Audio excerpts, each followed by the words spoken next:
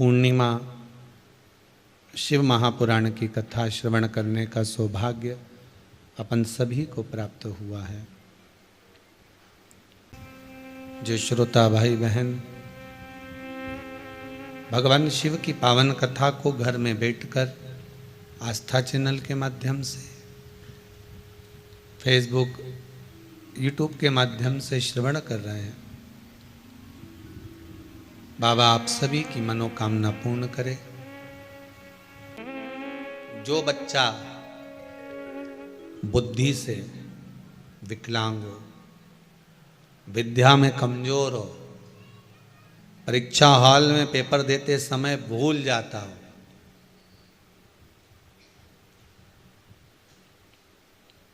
विवेक काम ना करता हो, तो निवेदन है किसी भी पूर्णिमा की रात्रि को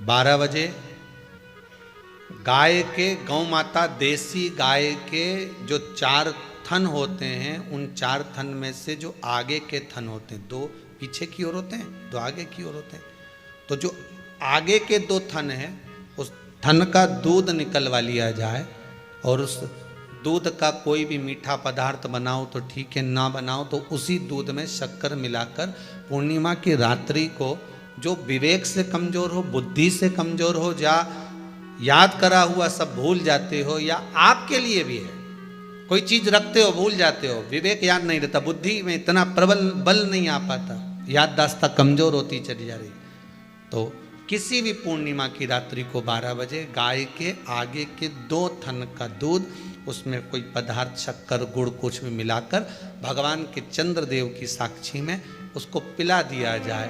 महाराज बार बार पिलाने की जरूरत ही नहीं पड़ेगी, एक ही बार में काम कर जाएगा और विवेक पूर्ण तरह से कार्य करने लगेगा। देसी गाय के आगे के 2 थन का दूध बड़ा प्रबल होता है।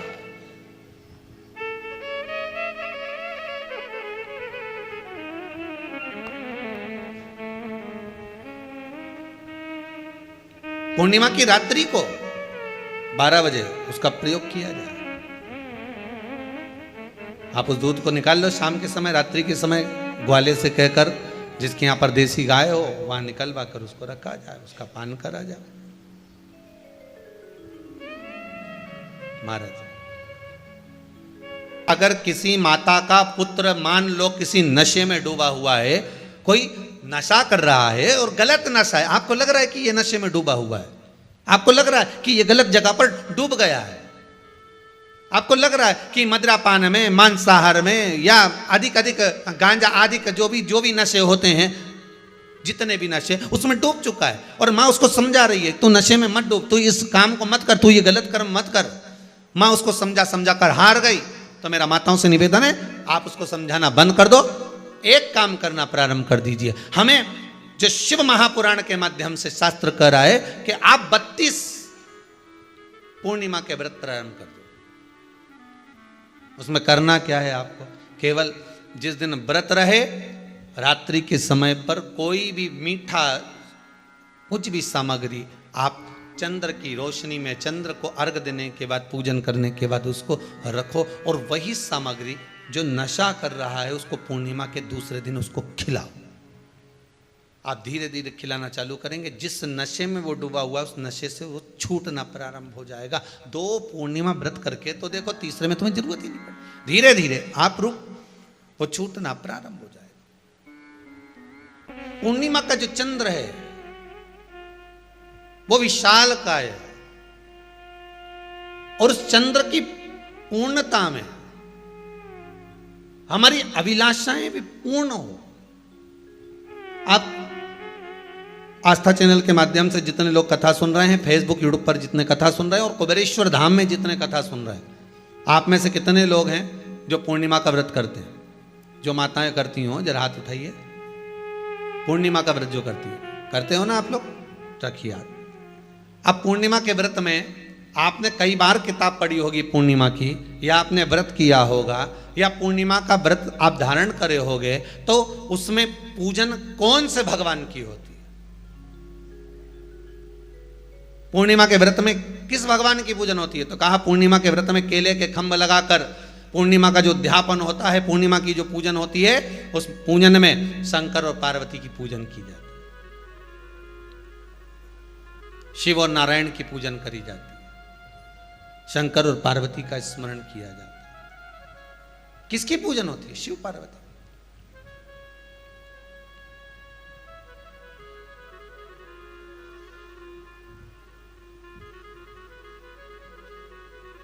क्यों शंकर और पार्वती का पूजन क्यों करा जाता है पूर्णिमा के व्रत में? क्योंकि शिव और माता पार्वती ही केवल एक ऐसे हैं जिन्होंने अपूर्ण लक्ष्मी को भी पूर्ण बना दिया था। किसको पूर्ण बनाया है? लक्ष्मी। पूर्णिमा के दिन अगर आप शंकर भगवान को एक लोटा पानी अगर शिव को समर्पित कर रहे हो, श्वेत पुष्प को रखकर शंकर जी के ऊपर सफेद फूल को चढ़ाकर अगर एक लोटा जल भी, एक पात्र जल भी शंकर को समर्पित कर रहे हो, तो ये लक्ष्मी के लिए ही तो कर रहे हो। और कौन सी लक्ष्मी? पूर्ण लक्ष्मी। पूर्ण लक्ष्मी। आपको पहले भी कथा में कहा, एक बार भगवान विष्णु के सामने लक्ष्मी मैया ने बहुत तेज स्वर में कह दिया था, नारायण, दुनिया के लोग आपका नाम जपते हैं, दुनिया के लोग नारायण नारायण कहते हैं, दुनिया के लोग आपका भजन करते हैं, पर सत्य मायने में कहूं ना तो मेरे बिना दुनिया के लोगों की नहीं चल सकती, मेरे बिना दुनिया नहीं चल सकती, संसार मेरे बिना नहीं चल सकता। भगवान विष्णु ने कहा, ये तो गलत है लक्ष्मी आपका कहना। एक दिन लक्ष्मी को अहंकार आ गया, अहंकार के संबोधन जब माता लक्ष्मी कहने लगी तो भगवान, उसी समय पर भगवान विष्णु को क्रोध आ गया और भगवान विष्णु ने कह दिया, लक्ष्मी तू इतनी बड़ी बड़ी बात कहती है कि तेरे बिना नहीं रह सकती संसार। मैं तुझे कहता हूं लक्ष्मी, तू अपूर्ण है, तू अपूर्ण है, तू पूर्ण कब हो गई?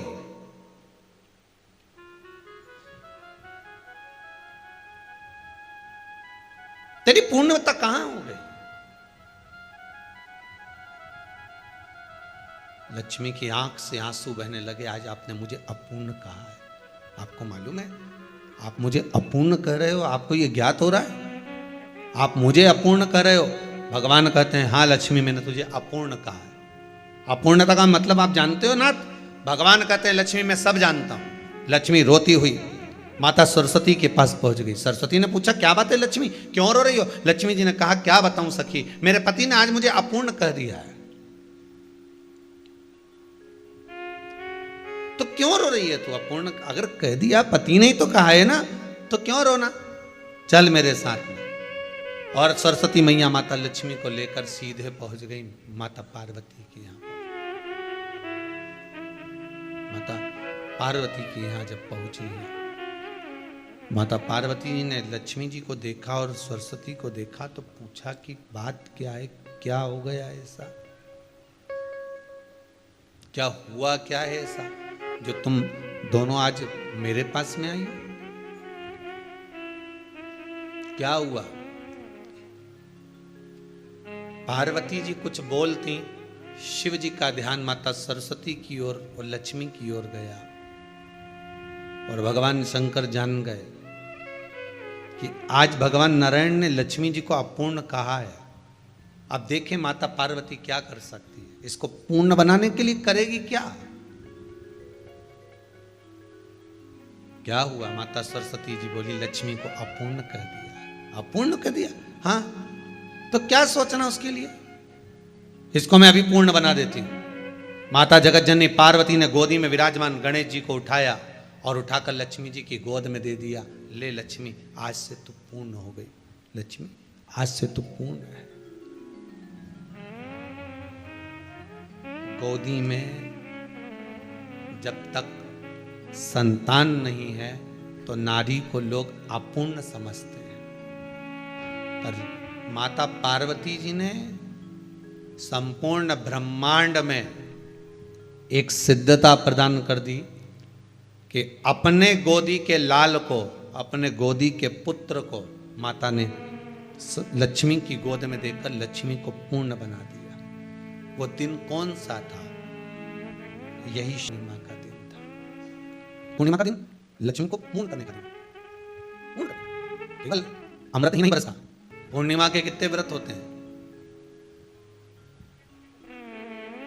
बोलते जाओ, जरा जल्दी जल्दी बोलो। पूर्णिमा के नारियों को, स्त्रियों को अखंड सौभाग्य के लिए जो नारी वैधव्य नहीं होना चाहती है, उस नारी को पूर्णिमा के कितने व्रत करना चाहिए। जिस नारी के यहाँ संतान नहीं हो, औलाद नहीं हो, उसको पूर्णिमा के कितने व्रत करना चाहिए। जिस नारी का पुत्र, पति बहुत बीमारी से ग्रसित हो, लग रहा हो कि ये मेरा बेटा बहुत बड़ी बीमारी में घिरा हुआ है, तो नारी को कितने व्रत करना चाहिए। स्वयं भगवान कृष्ण ने माता यशोदा को द्वापर में भी बताया है कि पूर्णिमा के 32 व्रत होते हैं। कितने व्रत होते हैं? 32।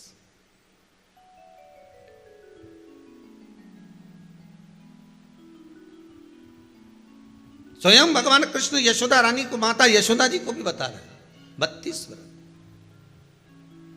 अब आपको किसी ने बता दिया होगा कि 8 कर लो, 7 कर लो, 6 कर लो, 12 कर लो, इसलिए आपने बोला कि 12 कर लीजिए, 32 कर लीजिए। अरे यहां तो द्वापर की कथा भी कहती है। यशोदा जी ने एक बार भगवान कृष्ण को रोक कर कह दिया, ए कन्हैया रुको। कन्हैया बोले, बोलो माँ क्या बात है।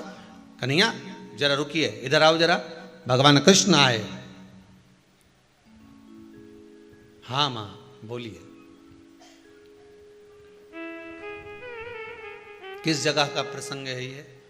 जिस समय पर राधा रानी कुरुक्षेत्र में नंद बाबा और यशोदा जी को लेकर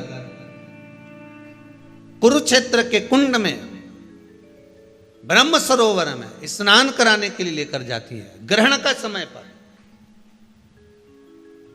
और जब भगवान कृष्ण उस कुरुक्षेत्र के उस सरोवर में स्नान करने आते हैं, तब यशोदा जी ने अपने लाला से प्रश्न किया है, पूछा है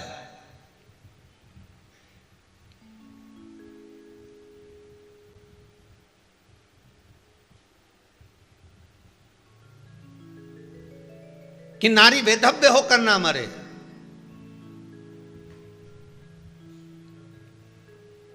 उसका पति कोई रोग से ग्रसित ना हो, उसका पुत्र किसी रोग में ना पड़े।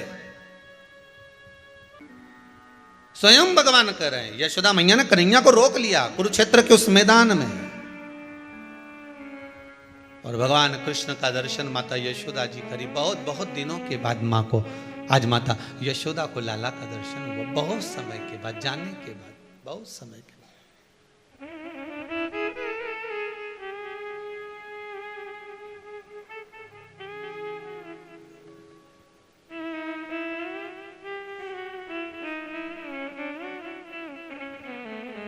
आज नयन में यशोदा जी के बड़ा भाव था। बचपन कन्हैया का ध्यान में आ रहा था। बचपन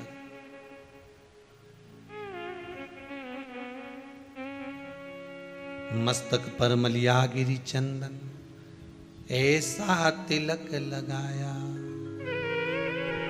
मोर मुकुट कानों में कुंडल, ऐसा मुकुट सजाया, महकता रहे दरबार सांवरे। आज यशोदा जी को लाला का वो बचपन याद आ रहा है। कुरुक्षेत्र की भूमि पर भगवान कृष्ण से माता यशोदा जी ने पूछा, कन्हैया मान लो किसी नारी का पुत्र या पति रोग से ग्रसित हो,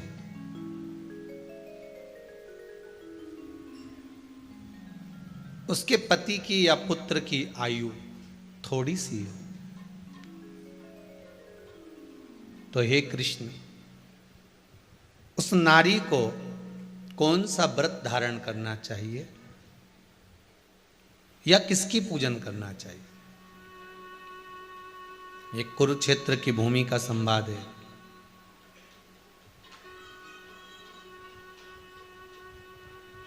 भगवान कह रहे हैं, मां अगर नारी अपने पुत्र और अपने पति के लिए उसकी उम्र की वृद्धि के लिए, रोग मुक्ति के लिए।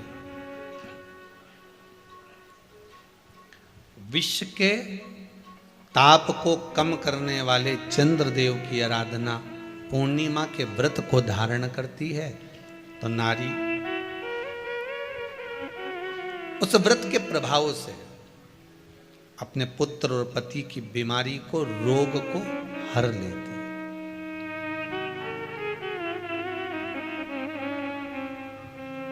रोग का हरण कर लेती।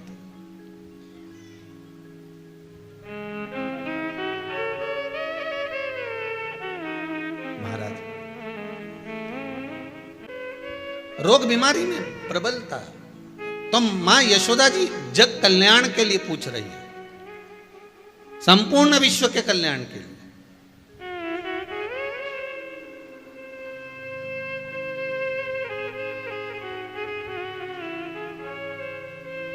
अरे कितना सुंदर संवाद है। स्कंद पुराण में समुद्र मंथन की तिथि, नक्षत्र, घड़ी, पल सब कुछ लिखा हुआ है कि समुद्र मंथन के लिए देवताओं ने इंतजार करा था। कब? जब चंद्र का प्रभाव पूर्ण हो। जब चंद्र का प्रभाव पूर्ण होगा तब जो मंथन होगा, उस मंथन का जो सुख होगा वो जीवन को आनंद दे जाएगा। हो सकेगा तो कल की कथा में मंथन के लिए जो समय स्कंद पुराण में कहा गया कि ये समय में चंद्र प्रबल होगा, उस चंद्र की प्रबलता में मंथन का कार्य प्रारंभ करा जाए। देवता और राक्षस मिलकर मंथन करें। कल की कथा में वो पल, वो समय भी बताएंगे कि स्कंद पुराण में ये जगह पर ये चीज लिखी है। क्यों इंतजार कर रहे हैं कि चंद्र प्रबल हो तब हो? क्यों भीष्म पितामह इंतजार करते हैं कि सूर्य उत्तरायण हो तब जाऊं?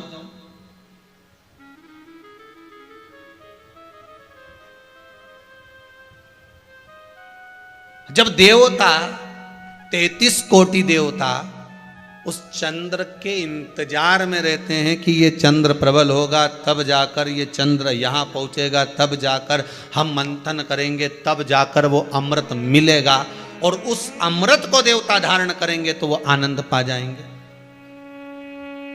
तो हम क्यों शरद पूर्णिमा छोड़ें? हम क्यों एक एक पूर्णिमा छोड़ें? एक एक पूर्णिमा के महत्व को जानिए। कोई पूर्णिमा साधारण नहीं है, कोई प्रदोष साधारण नहीं है, कोई शिवरात्रि साधारण नहीं है। 12 महीने शिवरात्रि पड़ती है, 12 महीने में प्रदोष पड़ते हैं, पर 12 महीने पड़ते हैं। हम उसका महत्व ही नहीं जान पाते।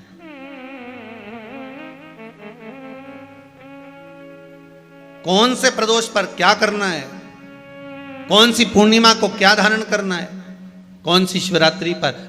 कई लोगों को तो यहां तक नहीं मालूम था कि भाई श्रावण के महीने में भी शिवरात्रि आती है। वो तो बस लोगों के कि शिवरात्रि का पूजन हुआ, तो उसका स्मरण क्यों छोड़े हम? अगर ये वेद और शास्त्र ब्राह्मणों को दिए गए हैं, ये वेद और शास्त्र विद्वज्जन को दिए गए हैं, तो इसका स्मरण होना चाहिए कि हम निकालकर जनमानस तक ये चीज पहुंचाएं कि हमें इस दिन ये पूजन करना है। उसका स्मरण होना चाहिए।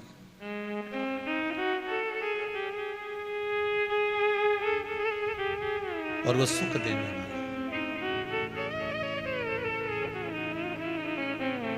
भगवान कृष्ण से यशोदा जी ने पूछा तो भगवान कृष्ण ने कहा, मां पूर्णिमा का व्रत अगर नारी 32 पूर्णिमा धारण कर लेती है तो वो नारी बेधव्य होकर नहीं जाती। पर आप लोग व्रत जो करते हो ना, जो भी व्रत आप लोग उठाते हो, सोमवार का व्रत जैसे किसी माता जी ने उठा लिया और वो उठाने के बाद, हम तो शादी नहीं हुई थी ना जब भी सोमवार व्रत करते थे, अब शादी हो गई अभी भी हम सोमवार का व्रत कर रहे हैं, करे जा रहे हैं, पर उसका कोई उद्यापन नहीं करा, कोई संकल्प नहीं लिया गया कि मैं 5 करूंगी कि 16 करूंगी कि 25 करूंगी कि 31 करूंगी कि 21 करूंगी। इसलिए पूर्णिमा व्रत का विधान में कहा गया कि 32 पूर्णिमा का पहला संकल्प होना चाहिए। उसके बाद आपकी 32 पूरी हो जाए, फिर आप दूसरे और व्रत कर लो, फिर 32 कर लो, फिर 32 कर लो, पर उसमें पूर्णता का भाव। अभी तक किसी किसी के सोमवार और गुरुवार और शुक्रवार के व्रत ही पूर्ण नहीं हुआ, अभी तक चल रहा है, अभी तक चल रहा है। हम तो सोमवार का व्रत करते हैं, हम तो शनिवार करते हैं, अब शनिवार करते करते 4 साल हो गए, 6 साल हो गए, 5 साल हो गए। भगवान को तो थोड़ा बहुत कुछ खिला पिला के उनको एक बार तो विश्राम दे। गाड़ी भी चले नहीं तो इंदौर से चली तो बीच में कहीं तो रोकोगा। अरे बोलो तो सही, इंदौर से चली 200 किलोमीटर दूर कि चलने, मैं सीहोर जा रही हूँ, कुबेरेश्वर धाम जा रही हूँ, तो 150 किलोमीटर दूर मेरे को इंदौर से जाना है, तो बीच में एक आध जगह तो चाय वाय पियोगे, गाड़ी के भी ठंडा करोगे। 600 किलोमीटर जाना है तो एक जगह तो गाड़ी रोकोगे कि मेरे को गाड़ी रोकना है, थोड़ी देर गाड़ी ठंडी हो जाएगी, गाड़ी में थोड़ा सा आराम लग जाएगा, अपने के भी आराम लग जाएगा, तो भगवान के भी तो थोड़ा बहुत आराम दो। तुम तो लगे सर सोमवार सोमवार सोमवार सोमवार सोमवार, मंगलवार मंगलवार, शनिवार शनिवार शनिवार करते करते बचपन में भी करा, करते करते शादी भी हो गई, बच्चे भी हो गए, अभी तक करे जा रही करे जा रही करे जा रही। एक बार तो थोड़ी गाड़ी को रोक।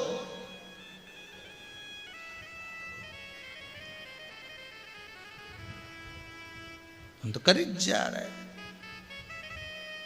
भगवान भी मन में सोच रहा अब तो निपटेगी तभी छोड़ेगी, ये ऐसे मुझे छोड़ने वाली नहीं है, पकड़ के बैठी है।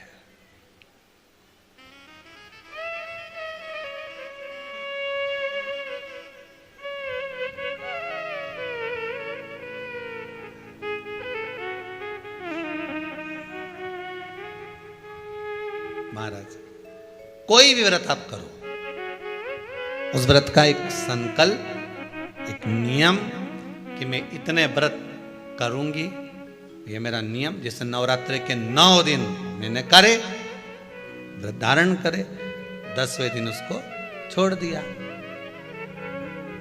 अब तुम तो सोच कर बैठी कि ये मैं 9 दिन धारण कर लूंगी न, एक दिन बाद एकादशी पड़ रही है तो 10वें के दिन कौन छोड़े, दशहरे का भी व्रत ये भी कर लूँ, 11 भी पूरी कर लूँ, उसके बाद प्रदोष भी कर लूँ, और प्रदोष के बाद में मैं फिर जो द्वादशी पड़ी 12 पड़ी वो कर कुरा के इसके बाद ही छोड़ूंगी मैं तो व्रत। तो भगवान भी मन में सोच दिया एक को तो निपटा ले पहले, जो मामा जी आया है इनके अच्छे से खिला पिला ले। नवरात्रि में देवी जी आई हैं, पहले इनके 9 व्रत पूरे कर कर पहले इनको विदा कर ले, उसके बाद अगला व्रत कर लेना 11 का, एकादशी का। पर कई चतुर, कई विद्वान बस चालू हुए तो फिर सीधे पूर्णिमा तक ही रोकूंगी, अब तो करे जाऊंगी करे जाऊंगी करे जाऊंगी।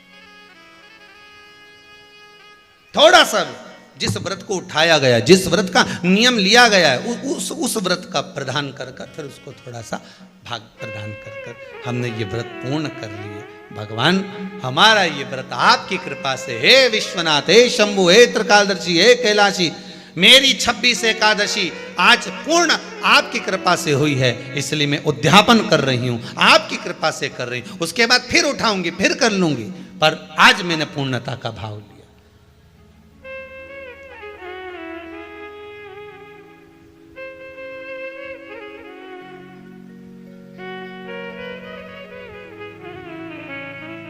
रोज मूंग की दाल रोटी, मूंग की दाल रोटी, मूंग की दाल रोटी, मूंग की दाल रोटी। एक आध दिन छोरा ही चिल्ला दे, एक आध दिन तो कोई तुअर की बना लो, अरहर की दाल बना लो। क्या मूंग की दाल ही मूंग की दाल बनाए मम्मी, क्या मम्मी? तो बोलो सही है कि गलत है? तो फिर एक आध दिन तुमने दाल चेंज करी तो तुमको भी लगा रे दाल में आपकी स्वाद आया। मैं तो सोची थी मूंग की दाल ही मूंग की दाल में स्वाद, तो थोड़ी अरहर की खाई तो थोड़ा स्वाद बढ़ा। उसी तरह रोज रोज वही वही वही वही, तो स्मरण करो, मना नहीं। भजन में कोई कमी नहीं होना चाहिए, स्मरण में कोई कमी नहीं होना चाहिए। आप व्रत कर रहे हो, लगातार कर रहे हो, तो थोड़ा सा एक उद्यापन व्रत में जरूरी है। उद्यापन नहीं करो तो किसी विद्वान ब्राह्मण को घर में बुलाकर अभिषेक पूजन करा लो, उसको भोजन करा दो, दक्षिणादिक प्रदान कर कर उसको विदा कर दो, उसमें भी सुख का भाग, उसमें भी सुख का।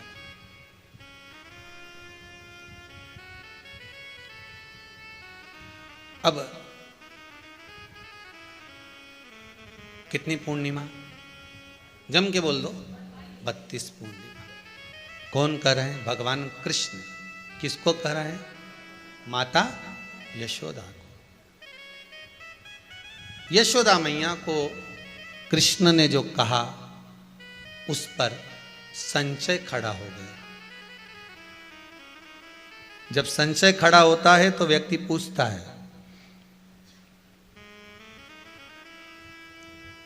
तुम वहां गए थे, तुम्हें कोई फायदा हुआ? संशय जब खड़ा होता पूछा जाता किसने ये व्रत धारण किया, तुम्हें कुछ मालूम है? किसका होता है ये व्रत? भगवान कृष्ण ने कहा ये शंकर और पार्वती का व्रत है। किसका व्रत है? शिव और पार्वती का। पूर्णिमा का व्रत शंकर और पार्वती का व्रत। तो कोई कहे कि ये तो भगवान कृष्ण का व्रत है, तो ये तो कृष्ण भगवान तो द्वापर में आए हैं, पर पूर्णिमा का व्रत तो स्वयं माता पार्वती जी ने भी धारण करा है। जिस समय पर कार्तिकेय महाराज को गंगा मैया प्रकट कर रही थी और तारकासुर का जब संहार करना था, तब माता पार्वती ने शंकर जी से पूछा था कि तारकासुर को मारने के लिए आपके पुत्र की जरूरत है, आपका पुत्र प्रकट कैसे होगा, क्योंकि आप तब साधना में लगे रहते हो। भगवान कहते हैं चिंता मत कर, तू एक काम कर, पूर्णिमा व्रत को धारण कर। मां पार्वती भी जिस व्रत को धारण करी है, तो कोई ये द्वापर का व्रत है क्या?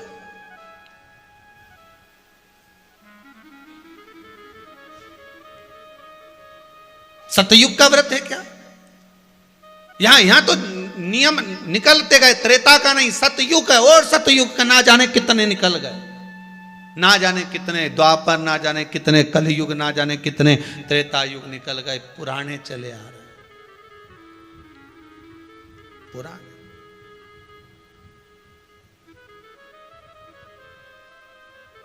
Old is gold. कितना ही नया नया फैशन लियाओ, पर पुराना पुराना ही होता है। कितना ही लियाओ नया नया, कितना ही लेकर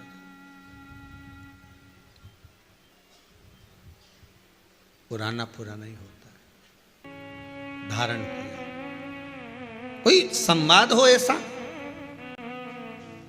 यशोदा मैया कर रही है भगवान कृष्ण से, कोई संवाद ऐसा हो, कोई संवाद?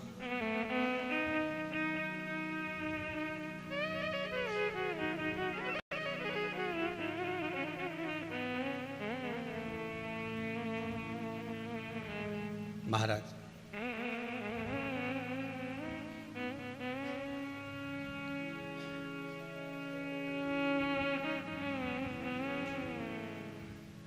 जिनके नैनों में नंबर बढ़ते चले जा रहे हो, चश्मा उतर नहीं रहा हो,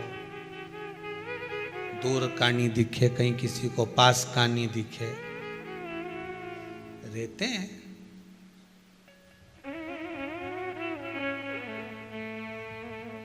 उसके लिए भी शरद पूर्णिमा के दिन तुलसी की जो डंडी होती है,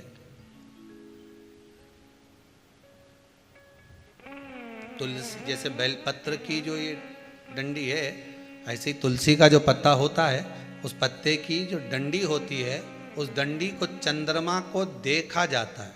उस डंडी की जो कोर होती है, उस कोर को दृष्टि से मिलाया जाता है। शरद पूर्णिमा की रात्रि ठीक 12 बजे आप चंद्रमा की, जैसे चंद्रमा का भाग, उस चंद्रमा के भाग को आप उस डंडी के भाग से निहारने का प्रयास करिए। महाराज घर में आइए, घी का दिया लगाइए, उस घी के दीप को लगाने के बाद पूर्णिमा के दिन उस पर एक प्लेट थोड़ी तिरछी कर रख दो, जिससे उसकी कालोच, काई की, उस दीप की, घी के दीप की कालोच उस प्लेट पर आ जाए। थोड़ी सी कालोच ले लीजिए, 5-10 मिनट में आ जाएगी। उसको गाय के घी में मिलाकर आंखों में सुरमा लगाकर रात्रि को सो जाइए। 3 दिन बाद आप महसूस करेंगे कि नेत्र की ज्योति बढ़ना प्रारंभ हो रही है। नेत्र की। अब इस प्रयोग को करने में कोई धन लगा तुम्हारा? अरे बोलो तो सही। कोई दौलत लगी तुम्हारी, कोई संपदा, या फिर तुमने सियोर वाला महाराज के लाके खूब बटोर के दे दिया, कुछ लगा? नहीं। तुम करोगे, लाभ तुम्हें मिलेगा। कन्हैया कह रहे हैं, मां एक कातिका नगरी थी, बड़ी सुंदर नगरी थी। उस कातिका नगरी में चंद्रहास नाम का राजा निवास करता था।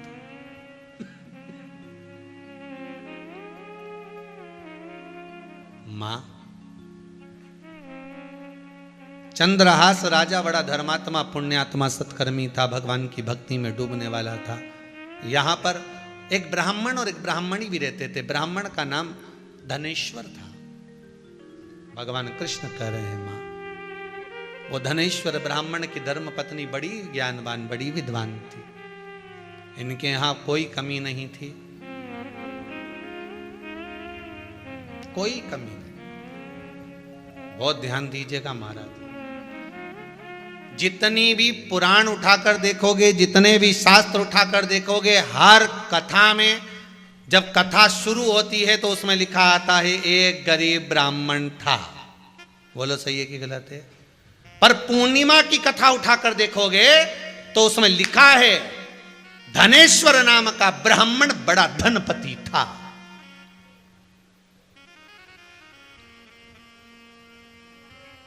सारी किताबों को उठाकर देख लेना, उसमें लिखा मिलेगा एक गरीब ब्राह्मण था। सत्यनारायण जी की भी देख लो, उसमें भी लिखा है। जितनी पुस्तक उठाकर, उसमें आपको एक ही सुदामा जी का चरित्र देख लो, उसमें भी अगर कथाकार बोलते हैं, श्रीमद् भागवत में वर्णन करते हैं, गरीब सुदामा, सुदामा गरीब था।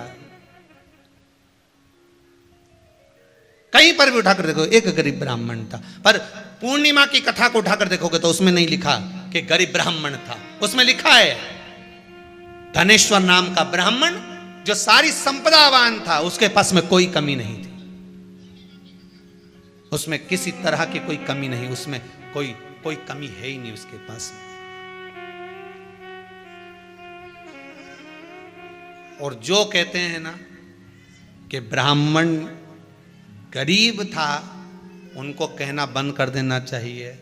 ब्राह्मण जैसा दुनिया में कोई सेठ नहीं हो सकता, कोई साहूकार नहीं हो सकता। ब्राह्मण कभी गरीब नहीं था और ना कभी ब्राह्मण गरीब है। ब्राह्मण के पास में अगर वेद और पुराण है, ब्राह्मण के पास में सत्य रूपी वाणी है, ब्राह्मण के पास में अगर शंकर और नारायण है, तो लक्ष्मी तो ब्राह्मण के पास दौड़ कर आती है। ब्राह्मण कभी गरीब नहीं हो सकता। ये कहने वालों को बंद कर देना चाहिए कि गरीब ब्राह्मण था। गरीब ब्राह्मण नहीं, उसके पास में वेद और पुराण है। जिसके पास में तिजोरी खुद हो, वो गरीब कहां से हो सकता है? हाँ, ब्राह्मण जैसा सेठ नहीं हो सकता जो अपनी तिजोरी का माल रोज लुटाता है। रोज शास्त्र पुराण वेद पढ़ पढ़ के लोगों को लुटा रहा है। लो ग्रहण करो, लो धनपति तुम बनो। ब्राह्मण गरीब नहीं होता। सारी पुस्तकों में लिख दिया एक गरीब ब्राह्मण था। पर पूर्णिमा की पुस्तक में लिखा, पूर्णिमा की कथा में लिखा, शिव महापुराण में पूर्णिमा के चरित्र में शास्त्र वर्णन कर रहा है। ये शरद पूर्णिमा की कथा का, शरद पूर्णिमा के उपलक्ष्य में जो पूर्णिमा शिव महापुराण की कथा चल रही है, उसमें भगवान कृष्ण माता यशोदा से कह रहे हैं एक धनेश्वर नामक का ब्राह्मण जिसकी यहां कोई कमी नहीं थी, सारा सुख उसके जीवन में था, सारी संपदाएं उसके पास में थी, सब कुछ था। एक दिन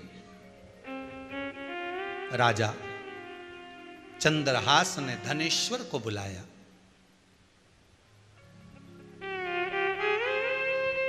राजा चंद्रहास ने धनेश्वर को बुलाया और धनेश्वर को बुलाकर राजा चंद्रहास ने कहा,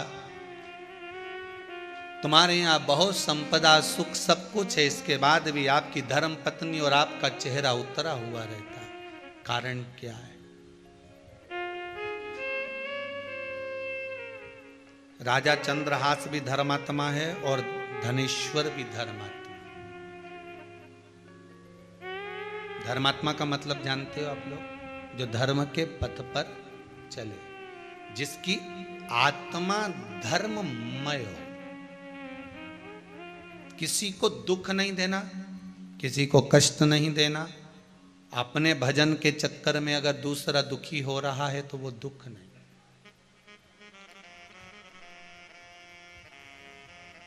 अपने चक्कर में किसी को कष्ट नहीं होना चाहिए।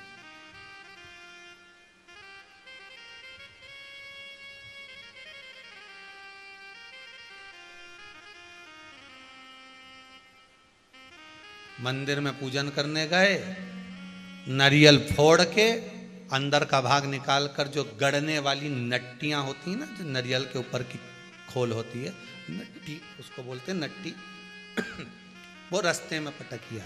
अब जो दर्शन करने जा रहा है उसके पाँव में चुभ रही कि नहीं चुभ रही? अरे बोलो तो, चुभ रही है ना। अब लोग आपको धर्मात्मा कह सकते हैं कि ये बहुत धर्मात्मा है, बड़ी पुण्यात्मा है, पर शास्त्र आपको पुण्यात्मा नहीं कह सकता, आपको धर्मात्मा नहीं कह सकता। क्यों नहीं कह सकता? क्योंकि आपका स्वार्थ पूर्ण हो गया, और आपका स्वार्थ पूर्ण होकर आप दूसरे को कष्ट देने के लिए वो वहीं पटक कर चले गए। शिव महापुराण में आपको पहले भी कथा में कहा, आज फिर कहते हैं, जब जब शंकर के मंदिर में जाना, जब जब शिव के मंदिर में जाना, तो कहीं झाड़ू पड़ी हो तो उठाकर लगा देना, जल हो तो उससे साफ कर देना, भगवान का श्रृंगार करना, पत्ती तोड़कर उससे ही श्रृंगार कर देना, भले बेलपत्र ना मिले, शंकर का अनुमोदन करना। आज शिव महापुराण के माध्यम से कम जितने भी शंकर के मंदिर हैं, सारे शिव मंदिर में इतना कीचड़ जमा होता था, जो जाता था पानी ढोल कर आता था, लात रखकर कीचड़ कर कर आता था। आज कम से कम पूरे भारत के, पूरे विश्व के शंकर के मंदिर में शंकर की कथा सुन सुनकर लोग जागरूक होकर शिव मंदिर को साफ तो रखे हैं। पूरा शिव मंदिर आज के समय में एकदम क्लीन मिलता। लोग जान गए कि शंकर के मंदिर में दिया लगाने का क्या फल है, शंकर को बेलपत्र चढ़ाने का क्या फल है, शंकर के मंदिर में बुआरी काटने का, झाड़ू लगाने का, पोछा लगाने का, शिव को, उस मंदिर को क्लीन करने का क्या फल। समझ गए? अब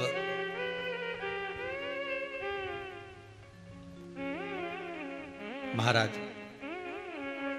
नयन जल था, धनेश्वर को बुलाया राजा चंद्रहास। राजा चंद्रहास ने पूछा, तुम्हारा चेहरा बहुत उतरा हुआ है, आपका चेहरा बड़ा उतरा है, आपकी धर्म पत्नी का चेहरा भी जो इतना सुख है उसके पास में, तो क्यों उतरा है? तो राजा चंद्रहास बड़ा धर्मात्मा था, और धनेश्वर भी धर्मात्मा थे, ब्राह्मण है, धर्मात्मा भी हो।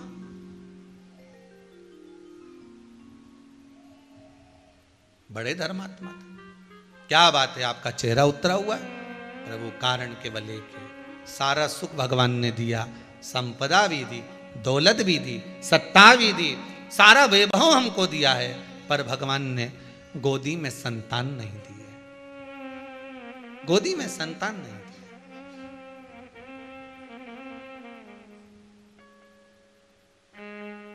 बड़ा विचित्र समय। शिव महापुराण में पहले भी कहा था, जब दांत होते हैं तब चने नहीं होते, जब चने होते हैं तब दांत नहीं होते। भगवान जब सारे सुख दे देता है तो शरीर को ऐसा बना देता है कि वो सुख का भोग ही नहीं कर पाता।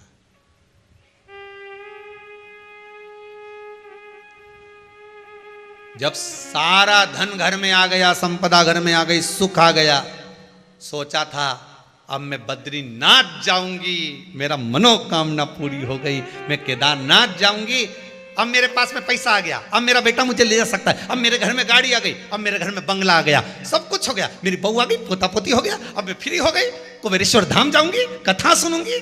मालूम पड़े बाथरूम से निकल के आ रही थी, पाँव फिसली गया, टपकी गई, 2-4 थी शरीर में ने टूटी गई। अब भगवान तूने सारा सुख दिया, अब ये दुख क्यों दे दिया?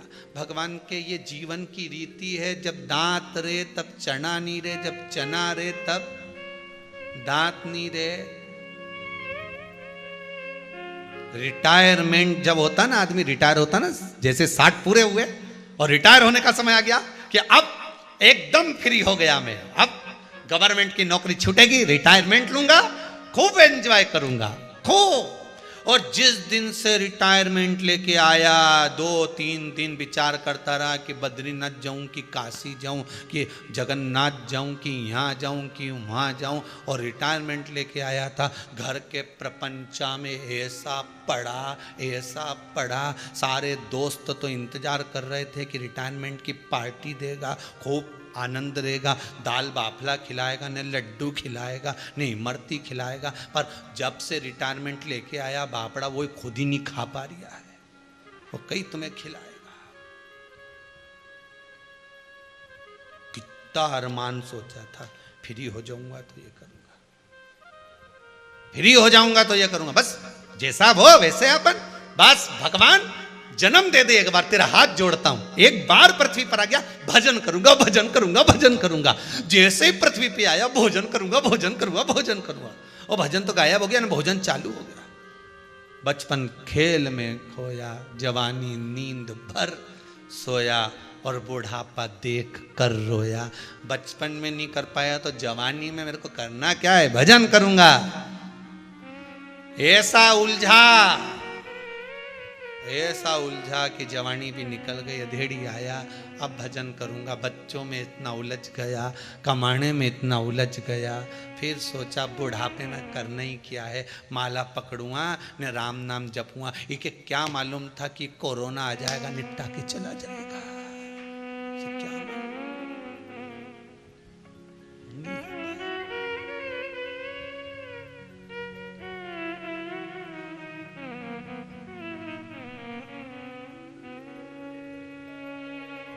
किसको मालूम।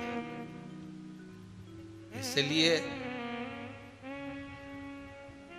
जब समय मिले, जैसा समय मिले, पूर्णिमा शिव महापुराण की कथा कर, जैसा समय मिले, जब समय मिले, खाते पीते सोते उठते बैठते, तुम्हारी मर्जी पड़े, घूमते न फिरते, मॉर्निंग वॉक करो चाहे नाइट का वॉक करो, कहीं पर भी जा रहे हो, श्री शिवाय नमस्तुभ्यम, राम राम कृष्ण नाम जपते रहो।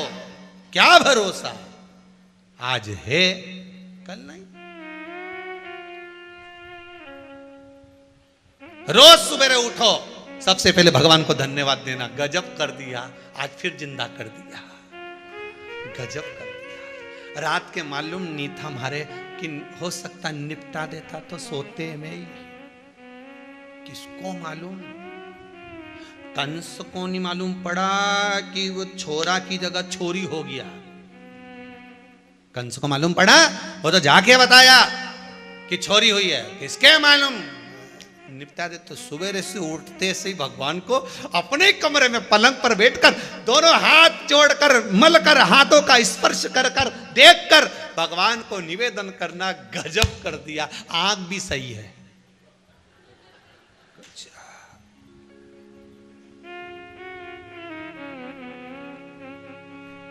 भगवान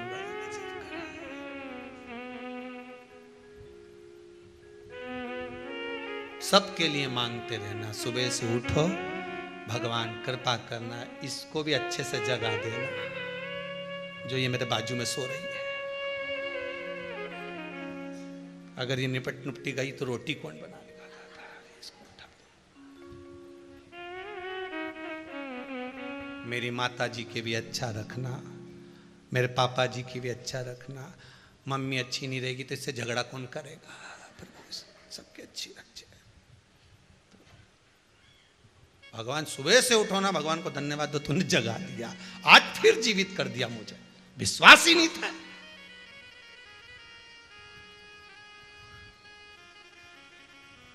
किसको मालूम कौन सी घड़ी, कौन सा पल, कौन सा नक्षत्र, कौन सी समय किसका आखिरी है, किसको मालूम।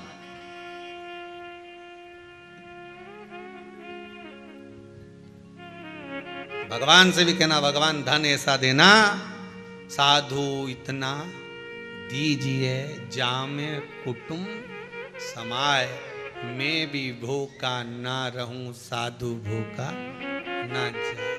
इससे ज्यादा मत देना, क्योंकि मेरे चक्कर में दूसरे की नींद उड़ जाएगी। अगर तूने मुझे धन ज्यादा दिया तो वो चोरों की नींद उड़ जाएगी। मैं नहीं चाहता कि मेरे चक्कर में बेचारे रात भर जागे। इसलिए मेरे चक्कर में मैं किसी को दुख दूं ये अच्छी बात नहीं है। तो चोरों को अच्छे से सुन दो, मुझे उतना दो जितना मुझे जरूरत हो, नहीं चाहिए।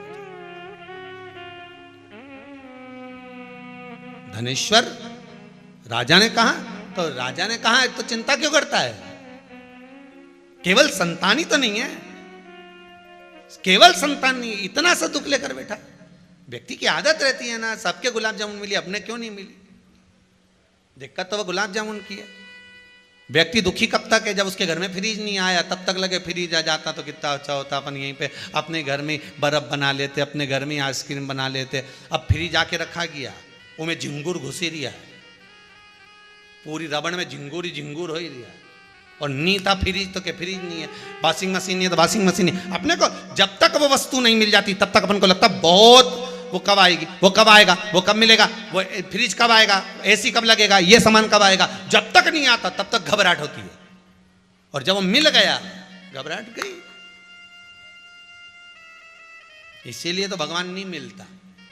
भगवान कहता है एक बार अगर मैं मिल गया नहीं तो इसकी घबराहट समाप्त हो जाएगी, और मैं नहीं मिलूंगा तो रोज भुलाएगी तो सरी, रोज भुलाई। आतारी जोजी भोलानाथ मेरी कुटिया में आतोरी जोजी।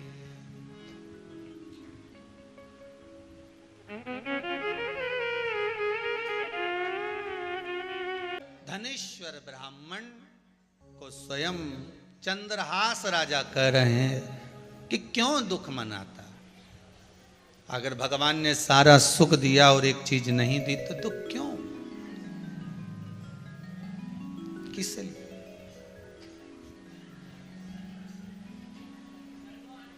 फिर दुख की क्या बात है उसमें? किस लिए दुख मनाना? ठीक है, बाण आया राजा की चित्तवृत्ति के शब्द। धनेश्वर को तो भागे, पर ब्राह्मण की पत्नी को ठीक ना लगे। ब्राह्मण की पत्नी ने, धनेश्वर की पत्नी ने कहा संतान का सुख हो तो बात है। राजा चंद्रहास ने कहा भगवान जब देगा तो देगा जरूर, आप चिंता ना करिए। समय आया, एक दिन उसी कातिका नगरी में एक संत आ गए। एक बात पहले भी कही, आज फिर कहते हैं, कोई सदगुरु, कोई संत, कोई साधु, कोई तपस्वी, कोई साधक बड़ी मुश्किल से मिलते हैं। अगर कहीं का असली संत जीवन में मिल जाए तो महाराज वो जीवन को संवार देता है, और अगर कहीं का नकली मिल गया तो जीवन को बिगाड़ देता है।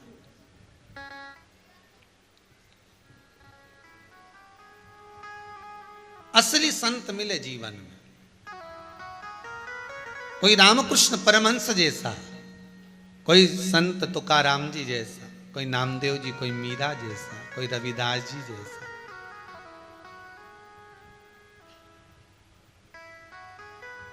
कोई श्रीमद् वल्लभाचार्य जी जैसा, कोई रामानुजाचार्य जी जैसा, कोई संत साधु ऐसा मिल जाए जो हमको जगा दे। एक संत जा रहे थे, वहीं से धनेश्वर निकलकर जा रहा था। धनेश्वर ने पूछ लिया महाराज 8 दिन से मैं आपको देख रहा हूं, आप हमारी नगरी में से भिक्षा मांगते हो, सारे नगर से आप भिक्षा मांगते हो, पर मेरे दरवाजे पर भिक्षा मांगने नहीं आते। कितनी बड़ी बात है, जरा ध्यान दीजिएगा। धनेश्वर कह रहा है, एक ब्राह्मण धनेश्वर कह रहा है कि आप सब जगह से भिक्षा मांगते हो, पर मेरे दरवाजे पर भिक्षा मांगने नहीं आते। और एक हमारी सोच देखिए, विचार देखिए, अच्छा है ये भिखारी मेरे यहां नहीं आए, बाजू में से पैसा ले ले, उधर से ले ले, पर हमारे यहां नहीं आए। गणेश जी बिठाते हैं बच्चे लोग तो चंदा लेने आ जाते हैं, कई लोगों के मन में आता है ये इधर उधर से ले ले, अच्छा है, जैसे ही वो आने का रहता है तो ये अंदर पानी पीने चले जाता है। पर धन्य है रे धनेश्वर ब्राह्मण, धन्य है तू। पूर्णिमा की कथा कर रही है, धन्य है तू। धनेश्वर ब्राह्मण कह रहे हैं संत से, एक सन्यासी से, एक तपस्वी से। आप सबके यहां से भिक्षा लेते हो, सबके यहां से अन्न भाग ग्रहण करते हो और जाकर नदी के तट पर बैठकर खा लेते हो, तो मेरे दरवाजे पर भिक्षा मांगने क्यों नहीं आते? मेरे दरवाजे पर क्यों नहीं पहुंचते? धनेश्वर के शब्द सुने तो संत ने कहा भाई बात इतनी सी है कि मैं तेरे यहां से भिक्षा कैसे लूं, क्योंकि जैसे लक्ष्मी अपूर्ण थी ऐसी ही तू भी तो अपूर्ण है, तेरी धर्मपत्नी भी अपूर्ण है। मैं तुम्हारे यहां से भिक्षा कैसे ले सकता हूं? मैं तुम्हारे यहां से भिक्षा लेकर पा नहीं सकता। अब जिसने ये मार्ग बताया है, चतुर धनेश्वर ने विचार कर लिया क्यों ना इसी के चरण पकड़ लिए जाए। अगर ये कह रहा है कि हम अपूर्ण है, हमारी पत्नी अपूर्ण है, हमारे यहाँ संतान नहीं है, तो हम क्यों ना इनके चरण पकड़ें। और धनेश्वर ने चरण पकड़ लिए संत के। महाराज अब तो आप बताओ कि हम पूर्ण कैसे होंगे? हमारे दरवाजे से आप भिक्षा कब लोगे? जब तुम्हारे यहां संतान होगी। तो संतान कौन देगा? संत से पूछा, संत ने कहा ये तो परमात्मा के हाथ में। अच्छा, ये परमात्मा के हाथ में? हाँ, परमात्मा किसके हाथ में? अब बोलो तो सही।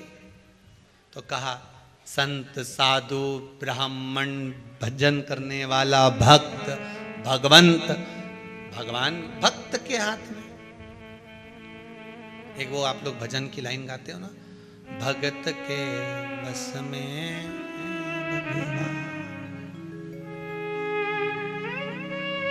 भगत बिना ये कुछ भी नहीं है, और भगत हैं इनके प्राण भगत के वश में। जहां भगवान भक्त है वहीं पर भगवान है, वही भगवान। अब भगवान मिलेगा तब काम से देगा। भगवान किसके हाथ में? तो कहा भक्त के हाथ में। धनेश्वर ने पूछा तो आप कौन हो? भक्त ही तो हो ना। अब आप बताओ मेरे घर में संतान कैसे आई? बोलो। संत ने तो अपनी खोपड़िया खुजाना प्रारंभ कर ली, बताओ हम ही फंस गए बीच में।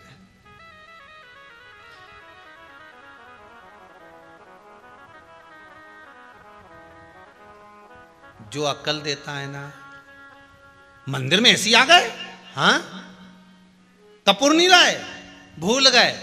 कपूर तो होना जरूरी है। अच्छा, काय से आए हो? पैदल। अब जिसने कहा पैदल उसी ने पूछ लिया तुम काय से आए हो? मोटरसाइकिल से।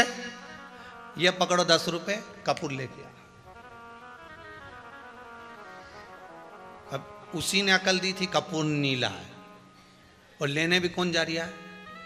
वही। इसने कह दिया हम तो पैदल आए। अब वो 10 रुपए का कपूर लेने का 50 रुपए खर्च करे, सीहोर तक गया, कुबेरेश्वर धाम से 10 किलोमीटर दूर। अब इतना डीजल पेट्रोल जल गया।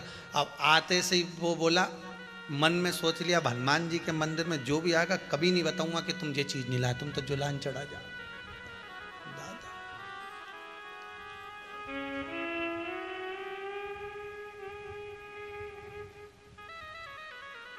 पंडितों ने अगर एक आध सामान ज्यादा लिखा दिया जजमान को, ये लेकर आना, दुर्वा लेके आना, दुर्वा ले आना, ये ले आना, वो ले आना, जजमान भी सोचता है। तो फिर बाद में कहते महाराज जी आप कहाँ रहते हो? बस तो आते आते दुर्वा ले आओगे क्या? महाराज जी सोचे बताओ, अपन ने तो इसको बताया था, ये उल्टा अपने ऊपर छोड़ दिया। धनेश्वर ने चरण पकड़ लिए संत के,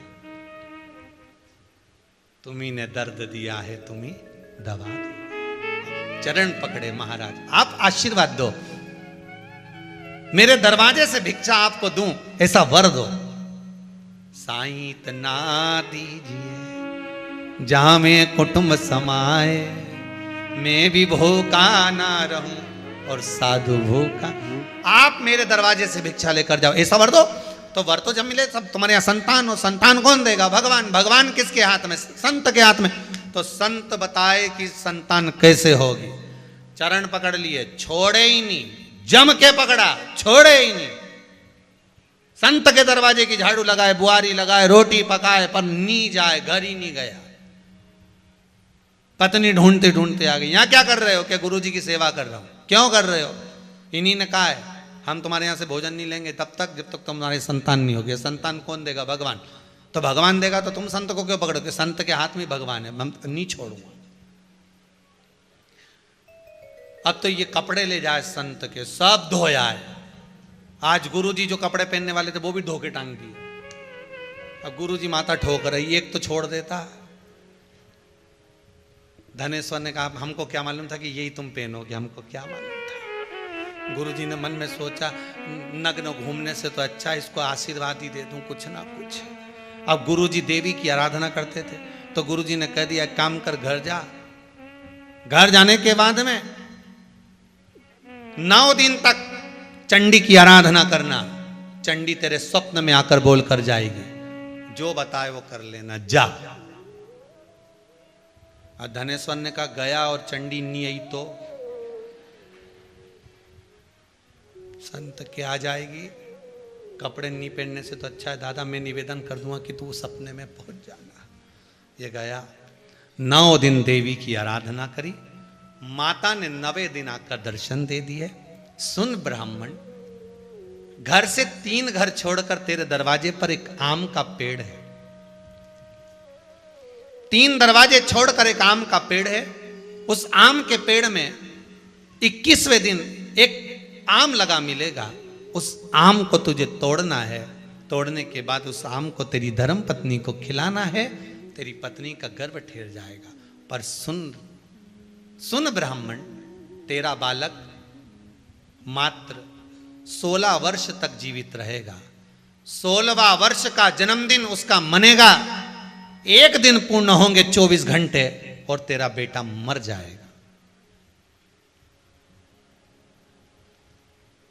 मां उसको बचाने का कोई प्रयास। चंडी देवी ने कहा उसी संत को पकड़ ले, उसी को पकड़ ले।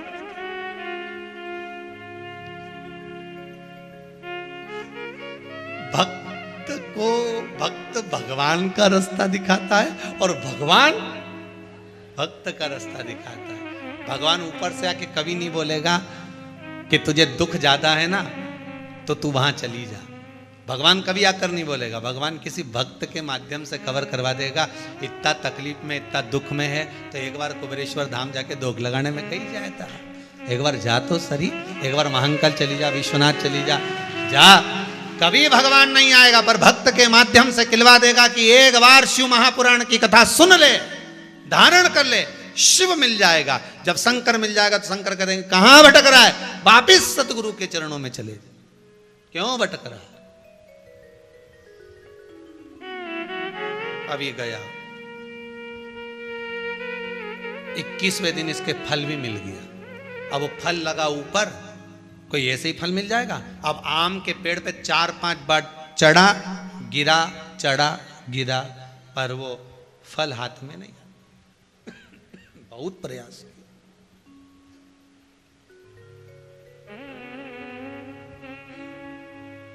चढ़ा, ऊपर गिरा, बार बार चढ़ रहा है, बार बार गिर रहा है।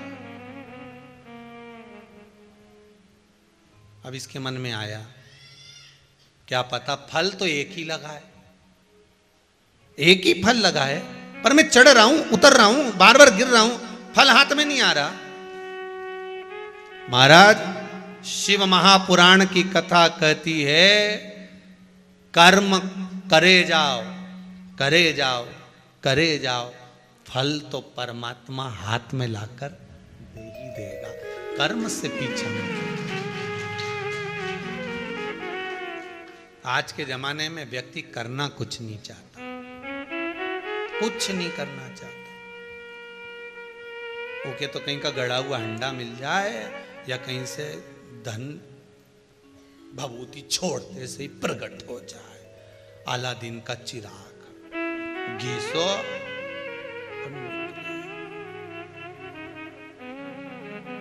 इसीलिए मुझे लगता है तंबाकू खाने वाले रोज घिसते हैं कुछ निकल जाए,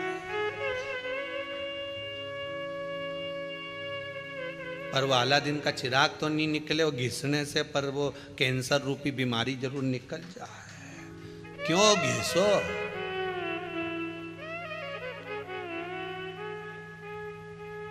क्यों घिसो?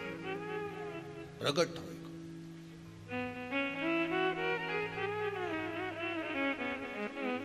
कर्म करो, ऊपर चढ़ा नीचे गिरा, फिर चढ़ा फिर गिरा, फल हाथ में नहीं आया, बड़ा हताश हो गया।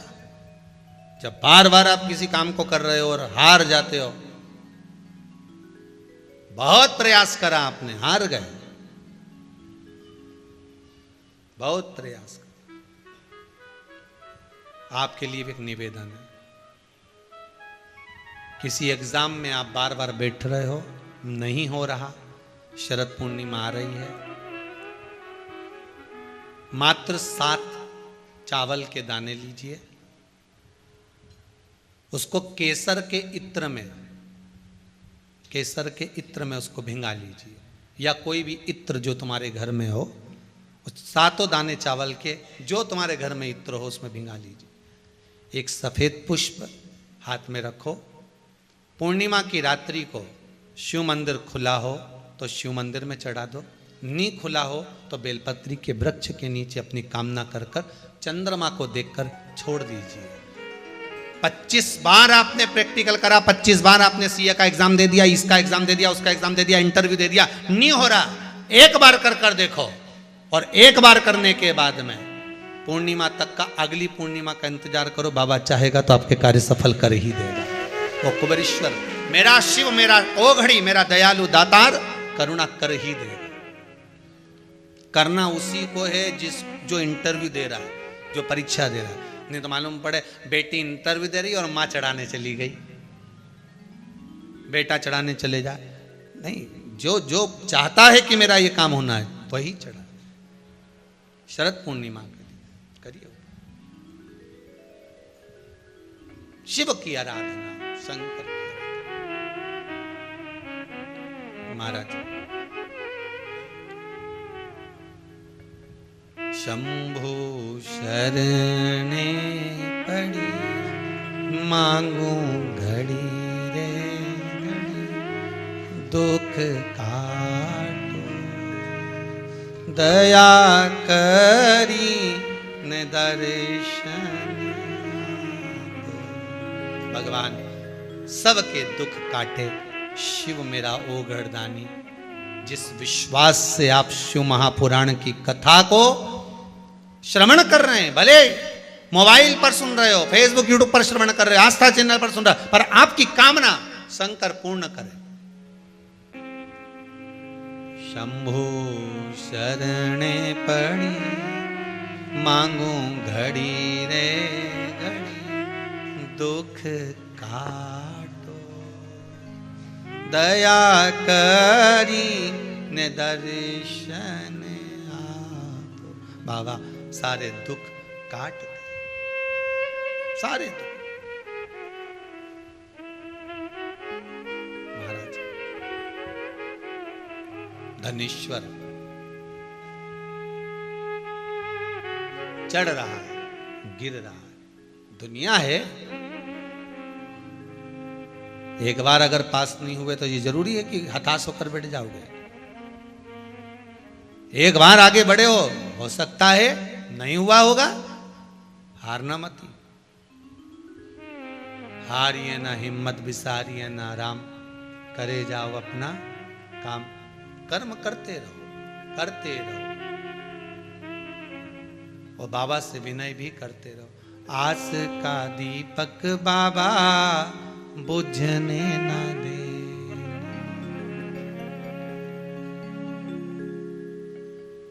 अपने चरण से मुझे दूर न कर। हे बाबा, ये मन में जो आस का दीपक लगाए हुए हैं, विश्वास का जो दीप लगा हुआ है, इसको टूटने मत देना, इसको बुझने नहीं देना। हे बाबा, करुणा सागर करुणा कर, ये बुझे, मेरा विश्वास डिगे, फिर चढ़ा फिर उतरे, फिर चढ़े फिर उतरे, हारे नहीं। धनेश्वर हारा नहीं है, धनेश्वर हारा नहीं। अब करूं क्या? संत को ढूंढने गया, फल लगा है पेड़ पर, फल लगा है। ढूंढने गए संत को कि संत मिल जाए और उनसे पूछो कि माताजी आशीर्वाद तो देकर चली गई और कहा कि 21वें दिन ये पेड़ पर आम लगा होगा, फल लगा होगा, उस फल को तोड़ना है और अपनी धर्म पत्नी को खिलाना है। तो ये तो समझ में आ रहा है, पर करें क्या? अब वो फल कैसे प्राप्त होगा, ये कल की कथा में श्रवण करेंगे। धनेश्वर को वो फल कैसे मिलेगा, ये कल की कथा में श्रवण करेंगे। अंधियारी रात में भी चंद्रमा का जो प्रकाश है वो संपूर्ण ब्रह्मांड को प्रकाशित कर देता है।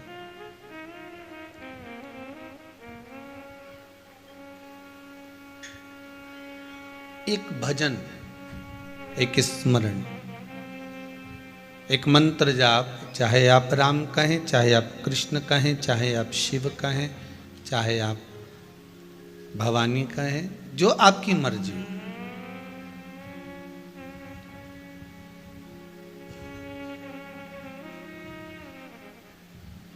मात्र एक मंत्र जाप जीवन के संपूर्ण अंधेरे को, जीवन में जितना अंधेरा भरा हुआ होता है, जितना भी अंधेरा हमारे जीवन में भरा होता है, वो सारे अंधेरों को एक भगवान का भजन, एक भगवान का नाम जाप, एक भगवान का मंत्र जाप संपूर्ण अंधेरे को मिटा देता है।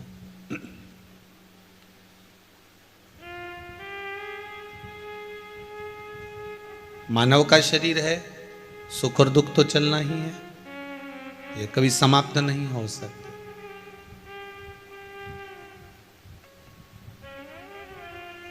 घड़ी में 3 कांटे होते हैं, आप लोग पहने हो तो अच्छे से देख लेना, आस्था पे भी जितने बैठे हो, ठीक है। एक जल्दी जल्दी चलता है, वो सेकंड का कांटा है। एक उससे धीमा चलता है, वो मिनट का कांटा है। और एक बिल्कुल ही आराम से दिखता ही नहीं कि कब खसक रहा है। दिख रहा है क्या? वो सेकंड वाला तो समझ में आता है कि ये चल रहा है, दिख रहा है। मिनट वाला भी नजर आता है कि ये थोड़ी देर में चल रहा है। पर जो घंटों का कांटा होता है ना, वो दिखता नहीं है, बहुत आराम आराम से खसकता है। बस ये मालूम पड़ जाता है कि घंटा पूरा हो गया। वो खसक बड़ा धीमे धीमे रहा है, बहुत धीमे धीमे खसकता।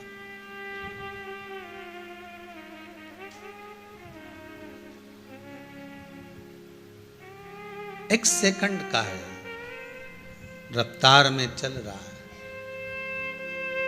तन, मन और धन, ये 3 कांटे हैं हमारे जीवन में भी। सबसे रफ्तार में चलने वाला मन का कांटा है। काय का कांटा है? मन का। मन का कांटा इतना रफ्तार में चलता है कि बैठा यहाँ है, पहुँच तुरंत जाता है। आप जहाँ से आए होगे या आप जहाँ बैठकर आस्था चैनल पर या फेसबुक यूट्यूब पर कथा श्रवण कर रहे होगे, आपका ये मन का कांटा उस समय पर जब आप कथा सुन रहे होगे तो ये विश्वास है कि वो मन का कांटा थोड़ी देर कुबेरेश्वर धाम पहुंच गया होगा। और जो कुबेरेश्वर धाम में बैठे होंगे, इनका मन का कांटा थोड़ी थोड़ी देर में घर पहुंच जाता होगा। दूध रख कर आई थी, कहीं बहू चाय बना के नहीं पी जाए, शाम को जाऊंगी तो मिलेगा कि नहीं मिलेगा पता नहीं है। ये मन का कांटा है, बहुत तीव्र दौड़ता है और इतना तीव्र दौड़ता है कि इस मन के कांटे को साधना कठिन हो जाता है।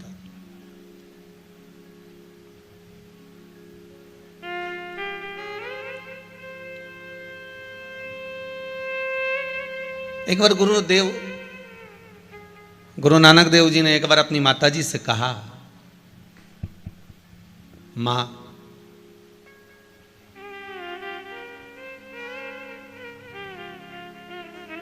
तो मुझे कहती है कि एक जगह पर स्थिर क्यों नहीं बैठता, एक जगह शांत क्यों नहीं बैठता।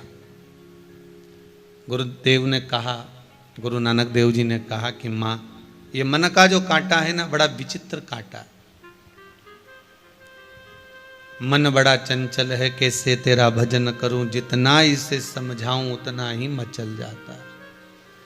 ये मन का जो कांटा है ना मां, ये एक जगह टिकता भी नहीं है और बड़ा जल्दी जल्दी चलता है। थोड़ी देर यहां पर है, थोड़ी देर गायब हो जाता है, फिर थोड़ी देर रहता है, फिर थोड़ी देर में गायब हो जाता है। बड़ा विचित्र कांटा, बड़ा विचित्र।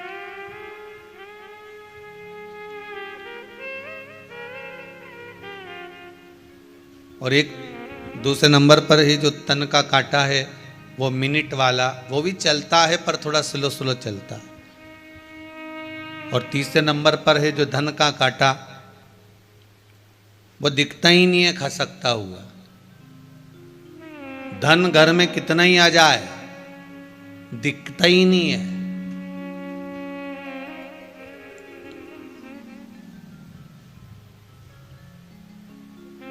गुरुदेव, मेरा पति कमाता बहुत है पर घर में दिखे ही नहीं, कहाँ चले जाता है, पैसा कहाँ गया नजर ही नहीं आता।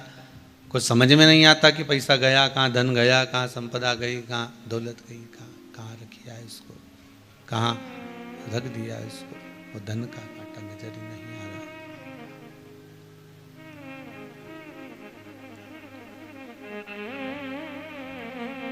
महाराज शिव महापुराण की कथा कह रही है, शंकर की कथा कह रही है। धन का जो कांटा है एक खसकता बड़ा धीमे धीमे, पर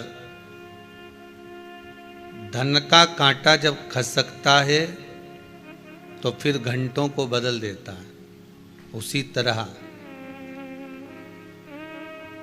घड़ी, पल, समय, ये घंटा का जो कांटा है घंटों वाला, ये बदल देता है। शिव महापुराण की कथा में पहले भी कहा था, जब आपका समय बेकार हो, समय ठीक ना चल रहा हो, आपको ऐसा महसूस हो रहा हो कि ये समय ठीक नहीं है,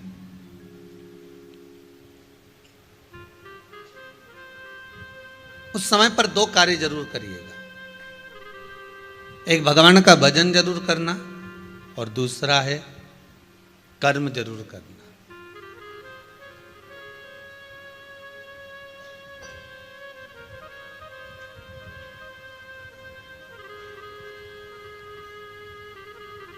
किसी व्यक्ति ने पूछा है, गुरुजी, मनुष्य बेरोजगार है और कितना बेरोजगार है, इसको कैसे पता लगाया जा सकता? मनुष्य बेरोजगार है और बहुत ज़्यादा बेरोजगार है, इसका पता कैसे लगाएंगे?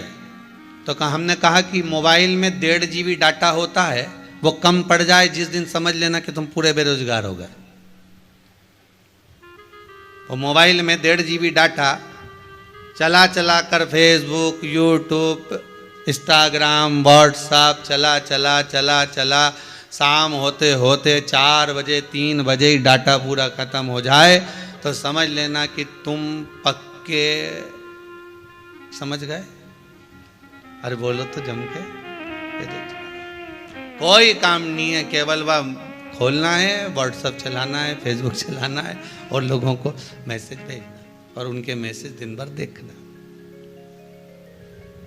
फिर क्या करा जाए? अगर व्यक्ति बेरोजगार है तो उसको रोजगार की जरूरत है, तो रोजगार कैसे मिलेगा? आपको पहले भी कथा में कहा, माला माल बनने का सबसे पहला शब्द है माला। आप जितनी माला को पकड़ कर रखोगे तो माल आने का मार्ग सुलभ हो जाएगा।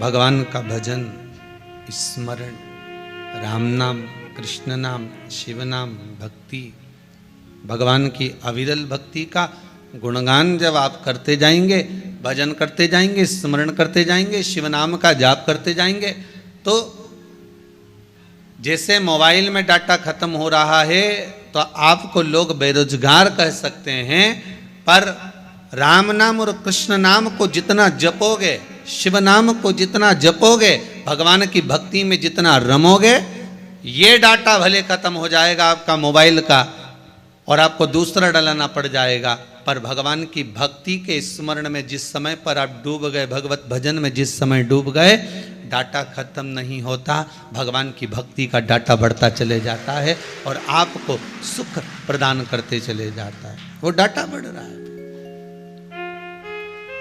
अविरल भक्ति का।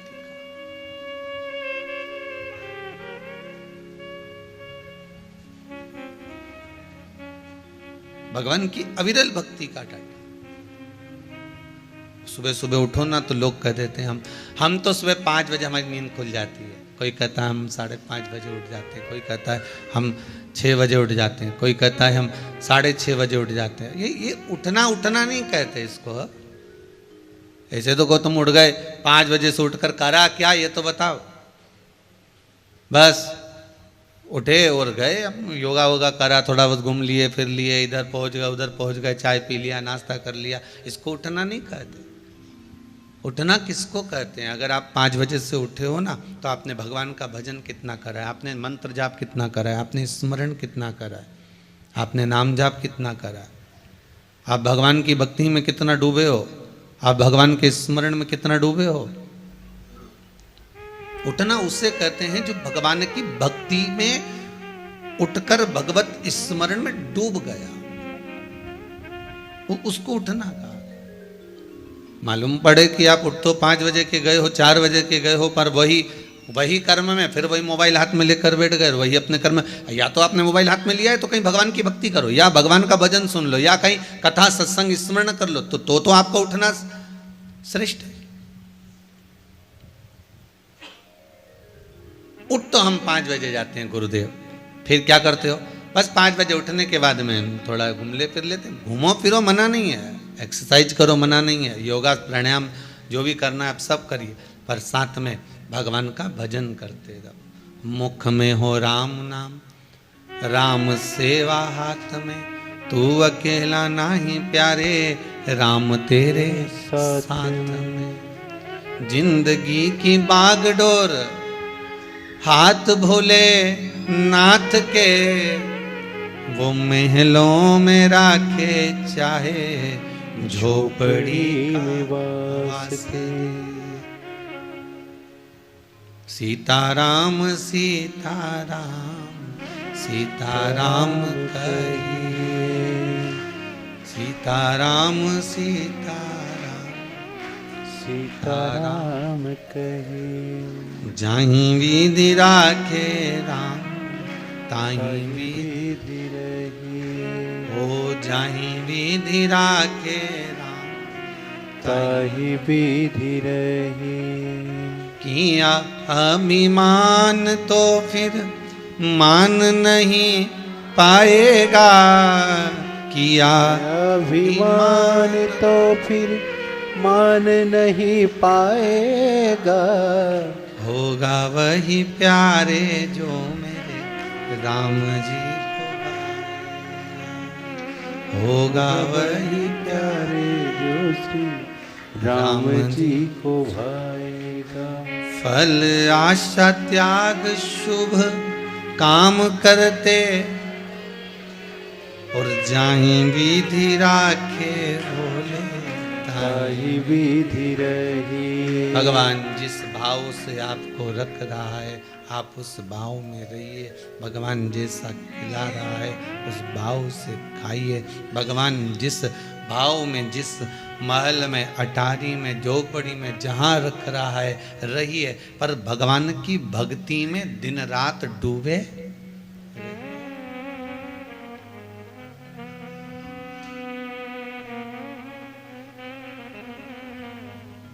किसी ने बहुत सुंदर कहा है,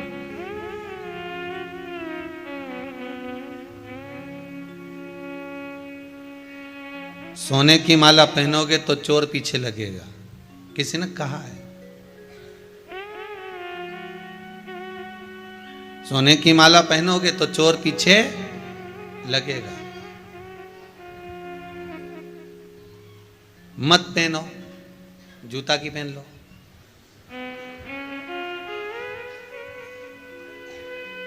की किसने कि तुम सोना की पहनो? कोई बोला कि सोना की पहनो? अरे महाराज, अगर जूते की माला पहनेंगे तो शर्म लगे नहीं लगे? तुमने कहा ठीक है। सोना की पहनी तो चोर पीछे लग गया, लगेगा कि नहीं लगेगा? लगेगा। और जूता की पहनो तो शर्म लगे। फिर तो काम तो फूल की माला पहन ले, तो फूल की पहन के देख लो, उसमें अहंकार लगे, लगे कि नहीं लगे? किसी व्यक्ति को एक माला पहना दो, एक माला के बाद उसके दो पहना दो, दो के बाद में उसके तीसरी माला पहना दो, तीसरी के बाद में चौथा आया, उसने माला पहना दी।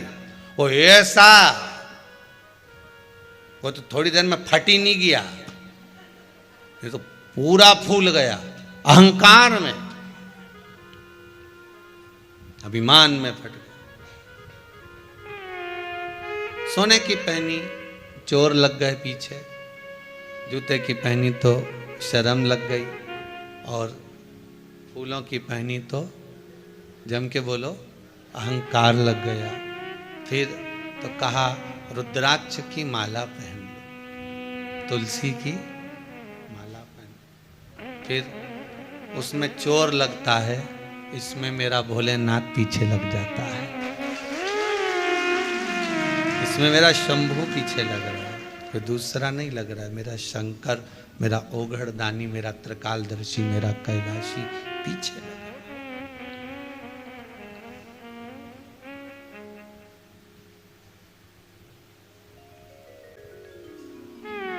एक भगत था, वो शिव मंदिर में जाता था। शंकर जी के मंदिर में जब भी जाता तो मंदिर में जाकर अलग जगह कर शंकर भगवान पर एक लोटा पानी भरकर शिव जी को चढ़ाकर आ जाता। अब वो भोलेनाथ जी को पानी कहाँ चढ़ाता था? जहां पर आपको पहले भी जल चढ़ाना बताया था ना, कि जहां गणेश जी का स्थान और कार्तिकेय का स्थान, वहां तो वो जल चढ़ा है। जहां पर पार्वती जी का स्थान, वहां भी वो जल चढ़ा है, वहां पर भी वो जल चढ़ा रहा, पार्वती जी के स्थान पर भी वो जल चढ़ा रहा। और फिर सब जगह पर जल चढ़ाने के बाद में नंदीश्वर पर भी जल चढ़ा देता है, और जल चढ़ाने के बाद वो जो शिवलिंग होता है ना, उसके ऊपर जल चढ़ा के ही नहीं आता। अब आप कहोगे गुरुजी जब वो शंकर जी को जल चढ़ाता ही नहीं है, तो फिर आप कह रहे हो शंकर जी का भगत, तो वो शिव जी का भगत हुआ ही कैसे? जब वो जल चढ़ा ही नहीं रहा है, जल समर्पित ही नहीं कर रहा है भोलेनाथ जी पर, तो शंकर का भगत कैसे हो सकता है? शिव का भगत कैसे हो सकता है?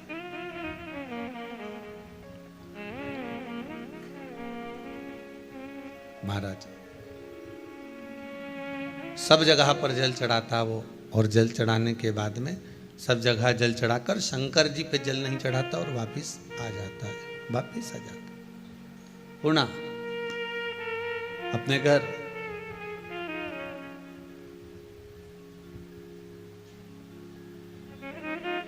तुम सब पंगत में भोजन करने बैठो, गुलाब जामुन देने वाला आया, ने तुम्हारे बाजू में दे गया, इसके भी दे गया, उधर भैरू बैठा था ना, उसके भी दे दी, आगे भी दे गया, और तुम्हारे को गुलाब जामुन नहीं देकर गया, तो तुम क्या करोगे? बोलो जाओगे। अब तुम पहले दो एक बार तो देखोगे कि इसकी पत्तल पे भी है, इसकी पत्तल पे भी है, बस अपने को गुलाब जामुन नहीं दी या तो ये अपना दुश्मन है या फिर ये अपने को भूल गया। फिर याद दिलाने के लिए क्या करोगे? जैसे वो एक पंडित जी भोजन करने के लिए गए एक माता जी के यहाँ पर, और माता जी पापड़ देना भूल गई। तो पापड़ देना भूल गई तो पंडित जी से बात कर रही थी, तो पंडित जी ने बात ही बात में कह दिया, आज तो आने में बड़ी देर हो गई माता जी, आपको मालूम है? अरे हाँ महाराज, मैं तो पूछने भूल गई, तुम इतनी लेट क्यों आए? अरे अम्मा क्या बताएं, जब मैं आ रहा था रास्ते में इतना लंबा सांप आया, यहाँ से वो पापड़ रखा है ना, वहां तक का सांप आ गया बीच में। अब जो सांप बीच में आया तो मेरे को तो बड़ा डर लगे, बहुत भय लगे। फिर अम्मा जी को याद आया, महाराज पापड़ रह गए, मैं अब भी लेके आई, और अम्मा पापड़ ले। अब यहाँ गुलाब जामुन कोई फूल भूल जाए तुम्हारी पंगत में तो तुम क्या कर सकते हो?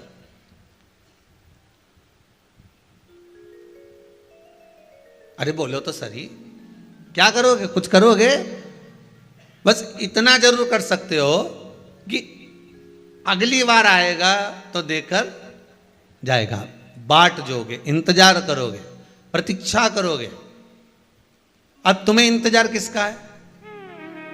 पूड़ी का इतना इंतजार नहीं है, खोबरा पाक का भी नहीं है, सब्जी का भी नहीं है, पर वो जो नहीं है ना पत्तल में, उस गुलाब जामुन का इंतजार है कि ये गुलाब जामुन आए और मैं इसको खाऊं। और मालूम पड़े फिर वो आया,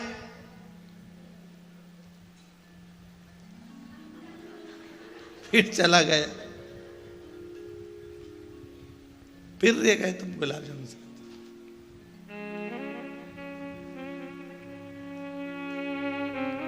अब तो तुम रुकोगे क्या? फिर तो कह दोगे, ए भैया, ए इधर आओ, क्या है? दो रखो। उसने कहा दो क्यों? पिछली बार भी भूल गए थे, अब की बार भी भूल गए, रखो दो। दो गुलाब जामुन। शिव का एक भगत ऐसा था, शंकर जी के मंदिर में जाता था, गणेश जी के जल चढ़ा दे, पार्वती के चढ़ा दे, कार्तिकेय के चढ़ा दे, और शंकर जी के चढ़ाता ही नहीं, नंदी के नहवा के वापिस आ जाता। अब शंकर जी के मन में आया कि मेरा इतना गुणगान गाए, भजन करे, कीर्तन करे, नाम जाप करे, स्मरण करे, खूब मेरा नाम लेकर आए, घर पे भी बोल के आए कि शंकर जी के मंदिर। अब उन्हें किसी ने शिव जी के मंदिर में सारा देवता, पर नाम क्या निकले? शंकर जी के मंदिर जा रहा हूँ। अब वहाँ तो गणेश जी भी है, पर तुमने कहा एक बार भी कि मैं गणेश जी के मंदिर जा रहा हूँ? नहीं। पार्वती के मंदिर जा रहा हूँ? नहीं। नंदी के मंदिर जा रहा हूँ? नहीं। आपके मुख से क्या निकला? शंकर के मंदिर जा रहा हूँ। नाम भी बोल के आए कि शंकर के मंदिर गया, और सबके चढ़ाए, और मुझे छोड़ जाए। अब मुझे छोड़कर जा रहा, करा क्या जाए, क्या बोला जाए? अब भगत रोज घर चले जाए, रोज। अब की बार पार्वती जी ने शिव जी से कहा, प्रभु जी ये तो आपका घोर अपमान हो रहा है, बहुत बड़ा अपमान है कि हमको जल चढ़ाए और आपको ना चढ़ाए। शंकर जी समझ गए कि ये तो अपमान वाली बात है कि मेरे को जल नहीं चढ़ रहा और सबको चढ़ा रहा है। तो पार्वती जी ने कहा, जरूर तुमने इसकी कोई मनोकामना पूरी नहीं करी होगी, इसलिए वो रह गया होगा, इसलिए आपसे थोड़ा चिढ़ गया, इसलिए जल नहीं चढ़ा रहा। शंकर भगवान ने नंदी को बुलाया, नंदी को बुलाकर कहा, बता इसकी समस्या क्या है, इसकी परेशानी क्या है, इसको कष्ट क्या है, बोल जल्दी से। नंदी ने कहा, महाराज जी कोई कष्ट नहीं है, कोई कष्ट नहीं। ये पार्वती को जल चढ़ा के जाता था, पार्वती मैया ने सब कुछ दे दिया। गणेश जी को चढ़ाया, गणेश जी ने सब कुछ दे दिया। अच्छा, फिर मुझे जल क्यों नहीं चढ़ाता? नंदी बोले, ये तो मुझे नहीं मालूम, मुझे ज्ञात नहीं कि जल क्यों नहीं चढ़ाता। शंकर भगवान बोले, आज शाम के समय पर अपन दोनों इसी के घर जाएंगे, ठीक है? अपन इसी के घर पहुंचेंगे। अब बाबा कृपा करे, शाम का समय था, और शाम के समय पर देवाधिदेव महादेव नंदी पर बैठकर पार्वती जी को लेकर इसी भगत के घर पहुंच गए। और भगत के घर पर पहुंचते से ही बाबा देवाधिदेव महादेव ने आवाज लगाई। जैसी आवाज लगाई, भगत निकलकर बाहर आया, और बाहर आते से बोला, प्रभु आप पधारे हो, आप मेरे घर पर आए हो? शंकर भगवान बोले, आया तेरे घर पर हूं, पर बाहर बात नहीं करूंगा, अंदर चल के बात करूंगा। और शंकर भगवान उसको ले गए अंदर ले जाकर पूछा, भोलेनाथ जी ने, ये बता कि तू सबको जल चढ़ाता था, पर मुझे जल क्यों नहीं चढ़ाता था? तो भगत ने कह दिया, प्रभु कारण केवल एक था, भक्त भगवान के मंदिर में रोज जाता है, पर भगवान भक्त के घर नहीं आता है आपको बुलाने के लिए। मैंने ये जल नहीं चढ़ाया, केवल आपको बुलाना था, मेरे दरवाजे तक मुझे लेकर आना था।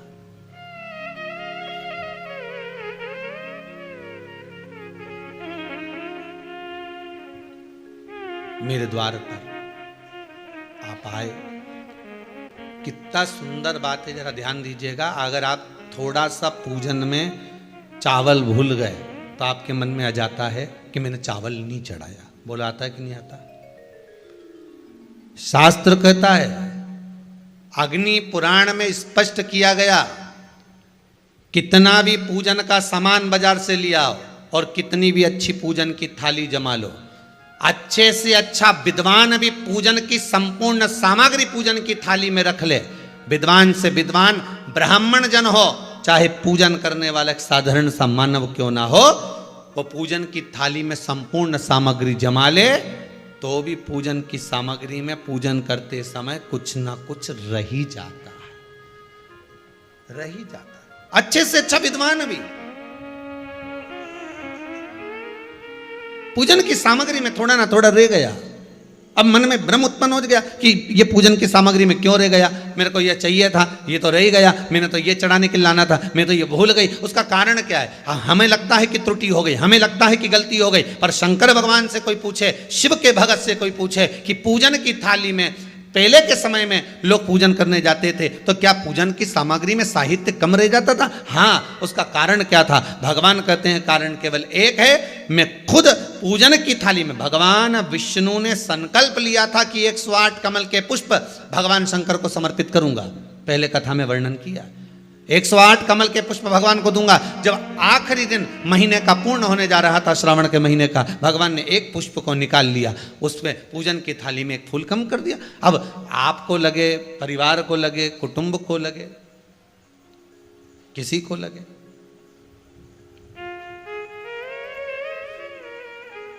पूजा की थाली में पुष्प, पूजन की थाली में सामग्री अगर कम रह गई है तो आप ये विचार ना करें कि मुझसे गलती हो गई, मुझसे त्रुटि हो गई, भगवान रुष्ट हो जाएंगे। भगवान अपने भक्त से कभी रुष्ट नहीं होता साहब। ये दुनिया के लोग कहते हैं कि अगर पूजन नहीं करेंगे, हमने ये सा नहीं करेंगे तो रुष्ट हो, नहीं नहीं नहीं, भगवान रुष्ट नहीं होता, भगवान कभी रुष्ट नहीं होता अपने भक्त से। पूजा की थाली में सामग्री नहीं है, उसका कारण क्या है? भगवान शंकर की कथा कहती है, जिस दिन पूजन करने बैठे जान कर कोई सामग्री मत छोड़ कर जाना, नहीं तो तुम लोग हंसी खेल में कि चलो ये मत ले जाओ, नहीं, आप पूरी सामग्री जमा, और कोई सामग्री आप भूल गए हो तो समझ लेना कि भगवान आपके दरवाजे पर आने के लिए बेकरार हैं, भगवान आपके दरवाजे पर आना चाहते हैं। अगर कोई सामग्री छूट गई है, कोई सामग्री रह गई है, जान कर हमको नहीं, जैसे श्रीफल, नरियल जो हम भगवान के मंदिर में तोड़ते हैं, फोड़ते हैं, माता जी के सामने हमने नरियल फोड़ा, नरियल अच्छा निकल गया, भगवान ने स्वीकार करा ना करा। अगर नरियल अच्छा निकल गया तो आपने थोड़ी सी चिटक निकाल कर भगवान को चढ़ाई, बाकी का सब घर ले जाके चक्कू से निकाल निकाल के सब खा गए। और मान लो वही नरियल जो आपने भगवान को चढ़ाया, फोड़ा, और वह अंदर से खराब निकल गया, तो भगवान ने स्वीकार करा कि नहीं करा? शिव महापुराण की कथा कहती है, जो नरियल अंदर से बेकार निकल गया वो भगवान ने पूर्ण स्वीकार कर लिया, क्योंकि भगवान को मालूम है कि ये सड़ा हुआ नरियल तो चक्कू से निकाल के नहीं खाएगी, जब परिक्रमा लगाएगी तो मंदिर के पीछे पटक जाएगी। भगवान को मालूम है इस चीज का, भगवान को इस चीज का ध्यान है कि ये मंदिर के पीछे पटकेगी। अब भगवान यही कह रहे हैं। अब हमको लगा कि भगवान जो सड़ा नरियल है वो स्वीकार कर लिया, तो क्या आप मंदिर जाते समय दुकान पे से सड़ा नरियल लेके जाओगे क्या? अरे बोलो तो, आप तो अच्छा बजा कर, पानी देख कर, खूब बजा बुझू के देख कर लेकर जाओ कि नारियल अच्छा होना चाहिए। आगे भगवान उसको कैसे स्वीकार कर रहा है, भगवान कैसे उसको प्राप्त कर रहा है, ये उसके ऊपर।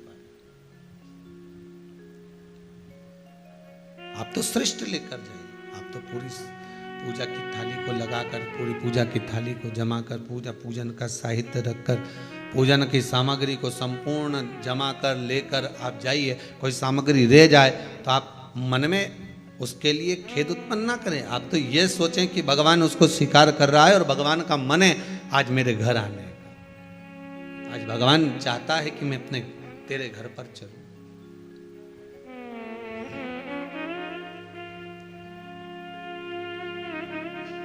भगवान ने शिव भक्त से कहते हैं कि तुम मेरे ऊपर जल नहीं चढ़ाता था? नहीं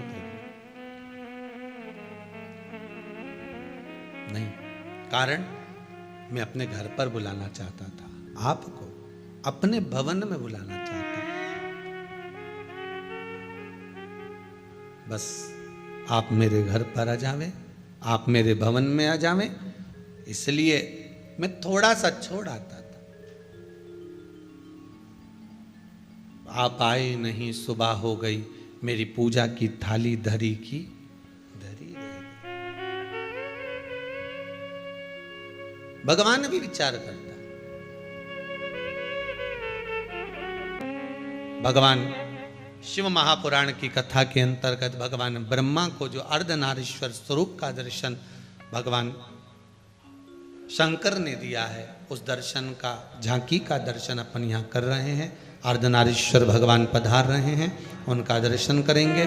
आज की कथा को यहाँ विराम की ओर लेंगे।